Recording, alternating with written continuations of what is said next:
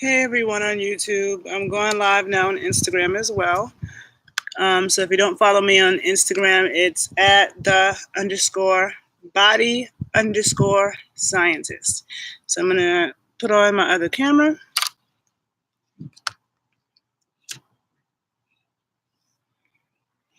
Hey everyone. Oh, it's so hard finding the right light. It took me forever because the sun moves. And I finally thought I found the right light, and now my face is dark. So I apologize.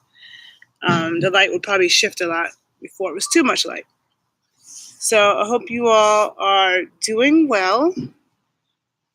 In case you don't know who I am, my name is Makeda Valletta, also known as the Body Scientist. I have a Bachelor of Science in Exercise and Sports Science with a concentration in strength and conditioning and a minor in sports nutrition. I then went on to do 2 years of graduate work at Teachers College, Columbia University in applied physiology and nutrition education.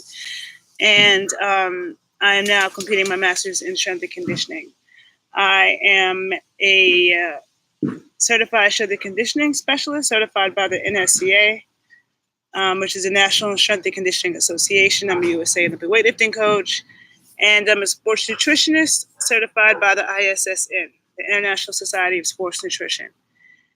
I'm a pole dance instructor, et cetera, et cetera, et cetera, right? So today, physiology and sports nutrition, mainly around the issue of working out on an empty stomach. Working out on an empty stomach is something that I see a lot of people talking about, and they think it's a good idea. And usually when people want to work out on an empty stomach, they are trying to burn fat. So they think, okay, if I don't eat anything and I don't have any carbohydrates, then my body will be forced to burn fat. And there is partial truth with that. Okay, so that's what we're going to get into. So I'm going to try to explain the science to you behind this without making it too complex. So it's like translating chemistry into layman's terms, okay? So first of all, and I have some other videos on my YouTube page, The Body Scientist 81. I have some other videos where I talk about sports nutrition, metabolism, facts about metabolism. I have a video. I'll post it below. So I have some videos where I get more into the science and metabolism. I also did a video like last week or something on tips to burn fat. So some of these concepts will kind of, you can find out more about it if you look at those videos. They kind of cross paths. Okay, so number one thing that you need to know and understand is that during physical activity of any sort, whether it be anaerobic or aerobic, I also have a video where I explain the difference between anaerobic cardio and aerobic cardio, okay? I don't want to get too much into that now because it might get too scientific and confusing, but I do have videos where I explain that. So to give a general explanation about the difference between anaerobic and aerobic. Anaerobic exercise is more strength-based exercise. It's higher intensity. It involves the fast twitch muscle fibers. It's start and stop, doing sprints, baseball, throwing a ball real hard and stopping, or running to a base real fast and stopping. Like power type strength stuff is anaerobic, right? And anaerobic stuff can also be cardio as well. A lot of times when people use the word cardio, they're actually referring to aerobic exercise. And aerobic exercise is at a moderate intensity. Oh my God, my face is so dark. See, this light is so much better.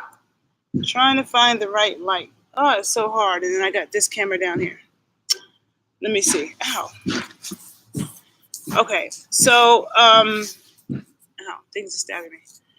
Okay, so aerobic cardio is more, hold on.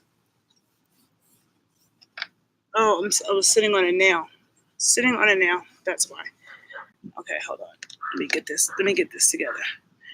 Okay, so aerobic cardio is more at a moderate intensity, lower moderate intensity for a longer time period. So it's continuous.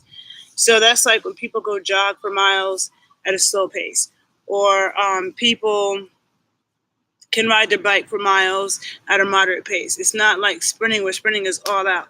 Sprinting can't last more than like 25 seconds. Once you go past that, you're no longer sprinting. Okay, it's different muscle fibers, different energy systems. Aerobic cardio, you're using the slow twitch muscle fibers, and anaerobic activity using the fast twitch muscle fibers, different muscle fiber types, right? But no matter which one you do, whether it's aerobic or anaerobic, your muscles still utilize carbohydrates as its primary source of fuel. And so does your brain. Your brain does as well. Prefers carbohydrates as a primary source of fuel. Although our brain is made of mostly fat. Very important thing, because fat is very important.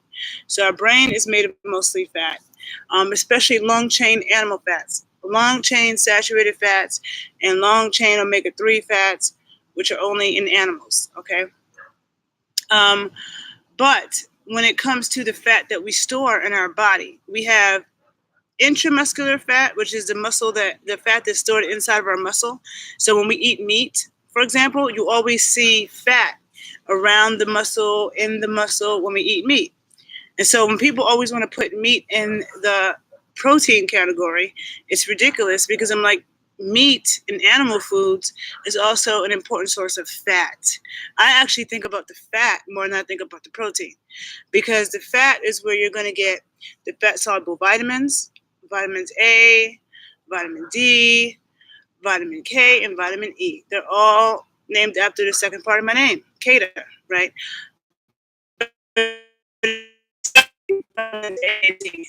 Especially, you need the fat, okay? And you need fat to digest protein. I talk about this in my other videos. You need fat to digest protein as well. So the fat, protein work together. So we have fat in our muscles. That's intramuscular fat. Then we have subcutaneous fat. Subcutaneous fat is a fat that hangs on the outside. That's the fat that we see, that you can grab a hold of, right? And so during exercise, depending on what intensity of exercise you're doing, the duration of it, and what your makeup already is, like the amount of muscle and fat that you already are composed of, and what you ate. Depending on all those things can depend on when you burn fat and how much fat you burn. Okay, so now that you understand that, okay. So when you're doing high intensity exercises, you cannot do that without having carbohydrates. And with carbohydrates, first you have blood glucose, right? Blood glucose is the sugar that's stored in our blood. I mean, that's like from the food that we ate, right? So you have glucose floating around in your blood. That's the primary source of fuel that our muscles use. After that is tapped out, then it's muscle glycogen. And muscle glycogen is the glucose that's stored in our muscles. So we have fat that's in our muscles. We also have glucose that's stored in our muscles as in the form of glycogen, which is branched glucose chains, right? Once our blood glucose is depleted, our body taps into our muscle glycogen. And once it starts to do that, then it starts to tap into the fat. Now, it takes about 50 minutes for your body to get into a fat burning state, right? And another thing too, it takes about 50 minutes for your body to really get into a fat burning state. Number one. Number two, you always want to protect your muscle. This is something I talk about in a lot of my videos, and why. I talk about this in a lot of my videos, about how you don't want to do things that's going to cause you to lose muscle. Like, you want to do things that's going to cause you to gain muscle, right? And especially as you age, this becomes important, because as we age, we lose, on average, about 2% of our muscle every year. But it kind of depends on what you did before 30. Okay, so I meant to say after 30. Okay, so at about the age of 30, okay, textbook, we lose about 2% of our muscle every year. But that depends on what we did before 30, how much muscle building activity we did before 30, and what we do after 30. So some people basically at 30 were in a state of decline. Like, from like the time we're born to 25, we're like building, and then they get to 30 and you're in a decline. Now, that decline doesn't have to be straight the fuck down. You know what I'm saying? It could be very moderate, very, very, very, because you took care of yourself before and after. And you're doing things to help build muscle and keep your muscle. You don't want to lose muscle. But if you compete in a sport, like you might compete in a sport that causes you to lose muscle, and that's a consequence of that sport. And that's where exercise and sports science differ. I'm always saying that my degree is in exercise and sports science. Some people have a degree in kinesiology or sports medicine or athletic training. Those are all different categories, right? They're all different. And I'll do a video explaining that, all those differences to you. But basically, to explain exercise and sports science, exercise is supposed to be safe and effective. You are not supposed to ever get injured when you're exercising. If you get injured when you're exercising, it's because you're doing something wrong, period, right? Now, sports, when you're dealing with sports, there and also in the exercise world, so there's things that's contraindicated in the exercise world. In the general fitness world, things that's just a no-no. You don't do this with people. It's like, no, right? But then when you get into the sports world, where people are training for performance, and some of the things in sports is really detrimental to your body. You know, like some sports are not as damaging as others, but some you have to do things to your body that is kind of damaging, but that's the consequence of that sport. And that person participates in that sport and they know that. And you might have to do that for that sport. So then when you get into the realm of sport, it becomes a little bit different, right? And so somebody might compete in a sport, like they may be a distance runner and they love distance running. I don't understand why, because I think that's incredibly boring. But some people claim to love to run for miles and do marathons and stuff like that. Okay. If you do that, if you're running marathons and stuff, you're going to be running off your muscle. And if you look at people, like, you know, New York is, they're like skinny fat. You know, every time I look, I don't care where I'm at. When I see people who are jogging all the time, they're like all sunken in. You know, like their muscles aren't strong. Their posture isn't good. You know, they're like skinny fat. Then I'll see elderly people jogging like that. You know, I just saw it in New Orleans the other day. You know, it was like, it's like kind of Mardi Gras season right now, and there's drunk people and stuff, and you see these two old people jogging down the street, and they look like they're about to pass out. It was just like, dude, stop jogging, stop. Because first of all, they're jogging on concrete, which is horrible, horrible. Like if you must jog, don't do it on concrete. If you want to destroy yourself, if you want to destroy your knees, if you want to destroy your ankles, your back, then jog on concrete. No, don't jog on concrete. If you want to jog, go jog on some grass and some nature, on a trail, go onto some sand, on a track, but not on concrete. Okay, so they're jogging, and they look like they're in so much pain. And a lot of people I see jogging like that, especially when they're old, I feel like if I ask them, are you in pain? I think they're going to tell me yes, because they look like they're in pain. Now, what they would benefit from more is going and lifting weights, because when you're 60, 70, 80 years old, you're losing a lot of muscle. When you lose muscle, you lose function. So you don't want to start, and then not only do you lose function, you get more pain on your joints because muscles are shock absorbers. You know, so you just, for many reasons, you don't want to lose muscle, and I'll talk about this on a video. So you always want to protect your muscle. So you don't want to be like on a starvation diet where you're like so focused on burning fat.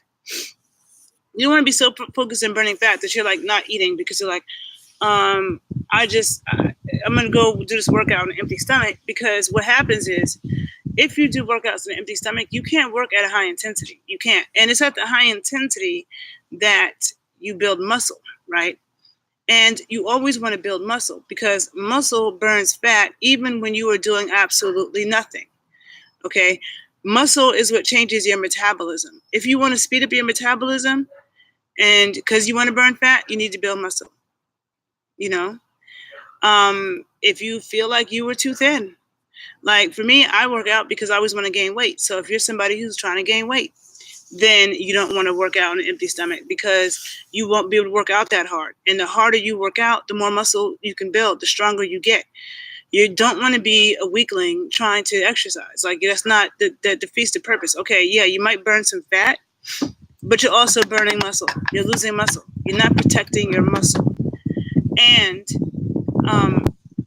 if you do high intensity stuff, like the higher intensity, when you get to higher intensities, you don't burn fat. You don't really use fat so much as a fuel until you get like to past like 50 minutes. So when I'm working out, my goal is never to burn fat. Like that's never something I was ever thinking. Like when I was growing up, I just played sports. I was a dancer.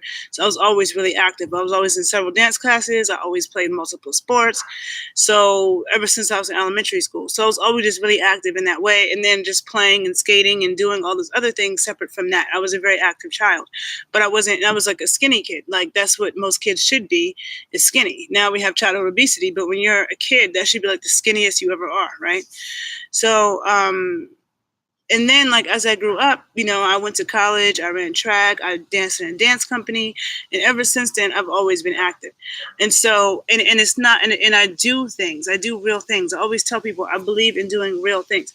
Thinking that you can go to the gym for 30 minutes a few times a week and you're going to have this amazing body and stuff like that. Yeah, maybe you can achieve that, the look. Okay, not even, I won't even say that's a guarantee, but maybe you can achieve this look that you want from very minimal output and from manipulating foods like a bodybuilder, because bodybuilding nutrition is different. And I have a video where I speak about bodybuilding nutrition versus nutrition for athletes. Okay, so if you use bodybuilding nutrition manipulates nutrition and nutrients to have a certain look, but it's detrimental to your health and your performance. Bodybuilders don't perform. I mean, their perform is posing. They pose. They get up there, they flex, they pose. They're not doing anything. They're not playing a strenuous basketball game. They're not competing in a strenuous swim meet. They are not in a gymnastics thing, or you know what I'm saying? Like their performance is flexing. It's not actual athletic performance. If you actually have to get up and do some shit, if you actually got to get up and play a football game, a basketball game, a soccer game, you need to eat. Okay, you went to the University of Delaware for undergrad, not to be confused with Delaware State, the University of Delaware, right? In Newark. So that school, I didn't like Delaware at all, but the school I went to, I did get a great education. The exercise science program, the technology in that campus is one of the best in the country. And we had an ice skating rink on my campus, because figure skating science was actually one of the sub majors under exercise science. And we had Olympic figure skaters that would come train on our campus. And I remember one of our professors would tell us, if you want to see young girls, 12-year-old girls, 13-year-old girls who already have osteoporosis, which is called osteopenia, then these figure skaters, when they do bone scans of them, they have bones like old people a lot of times at young ages. And the reason why is because their coaches are telling them not to eat, because they need to be light to be picked up and stuff like that. But figure skaters are practicing for hours every day. Hours. I remember I had a friend in junior high that was a figure skater. She was on the ice before school at 5 a.m. You know what I'm saying? Every single day. So you're doing all of that. A lot of them aren't even in school. They're skating for hours every day. So they'd be doing that, and to be told not to eat is not healthy. So what happens is a lot of these girls don't get their period. And when girls don't get their period, that can cause them to get osteopenia, which is early onset of osteoporosis. And you don't want that. That sets you up for a life of dysfunction in your body, because when you're in your younger ages, that's when you're building. And that's when you build your bone. You build your bone when you're a kid and you're jumping off of things and you're running. Kids need the pounding and the contact.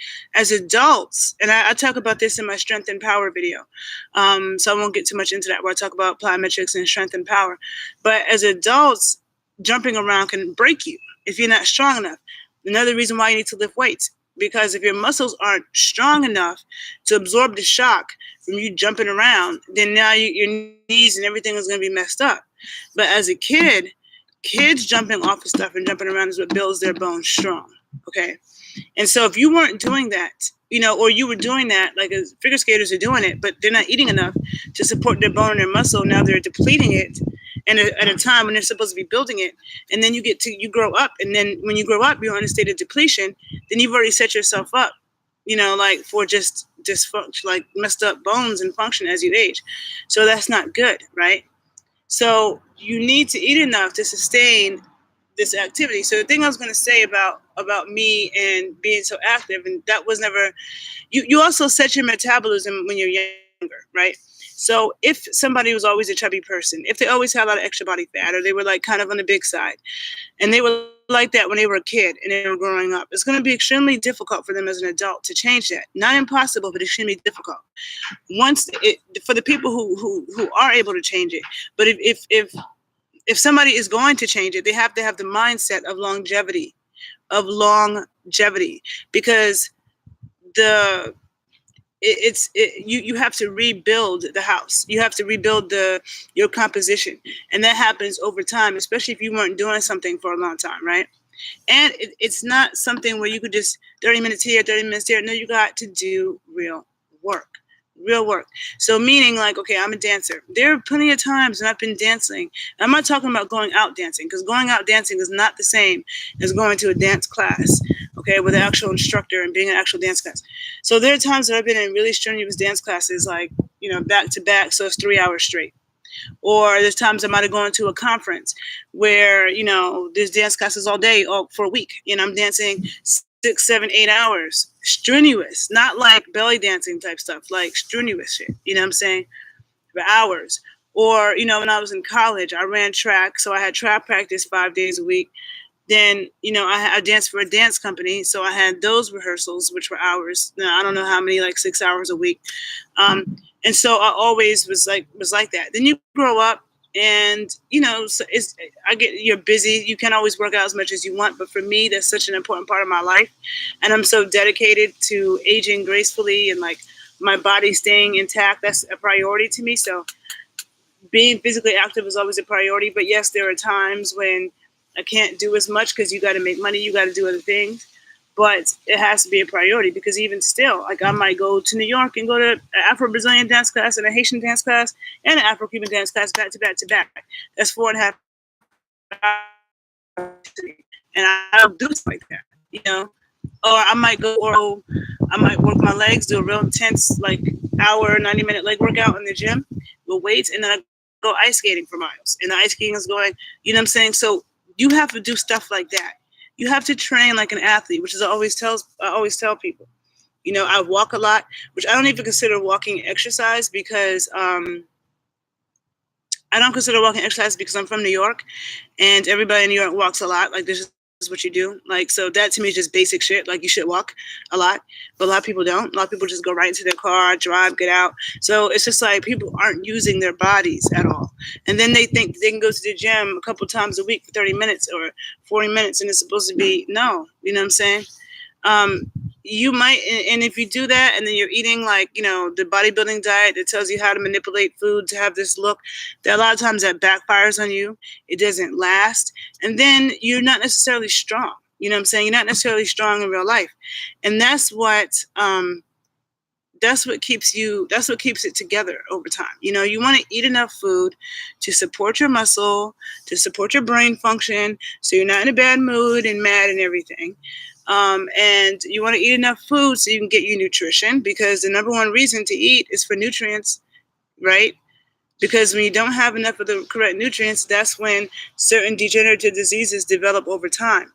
And then all of a sudden somebody has, some shit, and you're like, where'd that come from? Years of you not eating enough nutritious foods. Your body didn't have what it needed. It's critically important, and so so if you eat, basically my whole point to this is that I don't think that working out on an empty stomach is a good idea. There are times, and this is one thing I say about New York that I find helpful, because I have a very physical life. Like, there's times when, also working in this industry, there are times when I have been teaching a lot of pole classes. Like, I'm not teaching pole classes right now, but there are times when I taught several classes a week. There are times when I had to teach several classes in a day. And then I had to do my own training. So not only was I teaching, which is putting a lot on my body, but then I had to also do my own training on top of that. And so that's a lot physically. And what was that about? Oh, so like when I'm running around New York, for example, there are times that I might be running to a class, and I'm like, I really didn't get a chance to eat enough. And I'm like, damn, but I cannot go. I know I cannot go to this pole class, or I cannot go to this Haitian dance class and be this hungry. I need some food. So I'll like grab some yogurt. I might drink some yogurt real quick, or because it's something that easily digests. It's not like, I can't eat like a big burger and then go do that right then, because it needs time to get in. But sometimes I haven't eaten enough, but I still have to put something in my stomach, and something with some protein, some fat, some nutrition. And that's why I eat a lot of ice cream. People be thinking I'm joking, and I have a video about why ice cream is a health food, but I eat a lot of ice cream because of that as well, and I'll talk about that.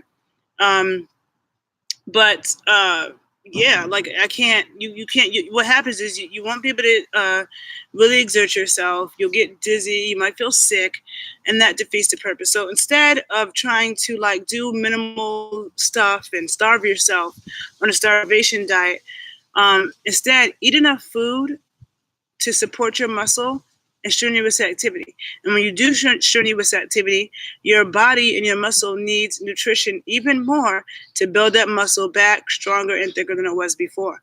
So this is the reason why you don't want to work out on an empty stomach. So I hope I did a good job explaining that. Hope that made sense. I'm always available for individual consultations. You can email me directly at thebodyscientist81@gmail.com. Thanks for listening and have a great day, people. If you learned something, share the video, subscribe to my YouTube, The Body Scientist 81, and have a good day. Bye.